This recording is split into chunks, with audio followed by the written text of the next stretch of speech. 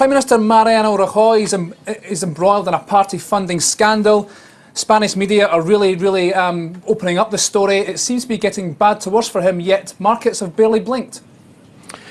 Yeah, that is interesting, but I think the key here is that there's no immediate risk to him since his party is supporting him. They have a stable majority in government. There's no obvious challenger internally or externally to the Prime Minister, and markets simply have trust that this current Spanish government, which has done so well in terms of economic adjustment, which has pushed exports, which has pushed investment as far as that's possible, which has gained the trust of the partners and has even tackled the financial problems now, the financial sector problems, that this government is staying in place. So for the time being, as long as there's no actual legal threat to the government, it looks like markets are going to stay calm here. Is that what it would take for the markets and investors to really start to take fright over Spain if it goes higher and into the courts?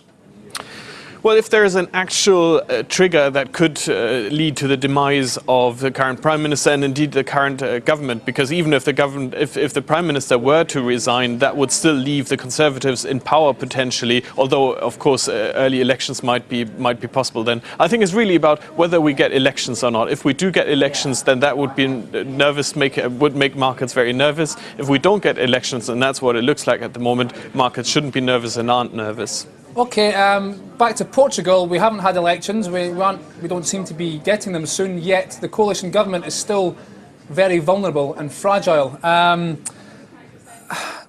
government is still in place, but for how long?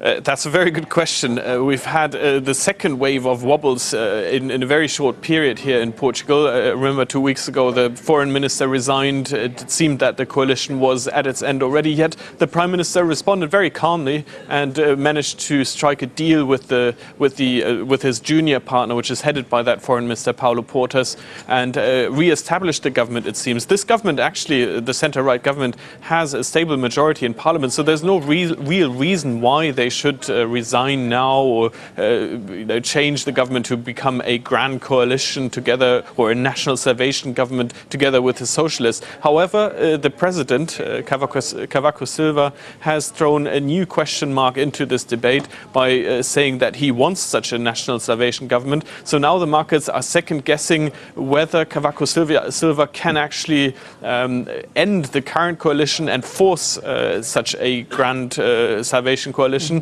And also it means that if we get such a coalition, we have precedents in Greece and in Italy which didn't go very well, and that is making markets nervous. So the response of markets to the Portuguese problems has been a lot more intense than the one to the Spanish problems.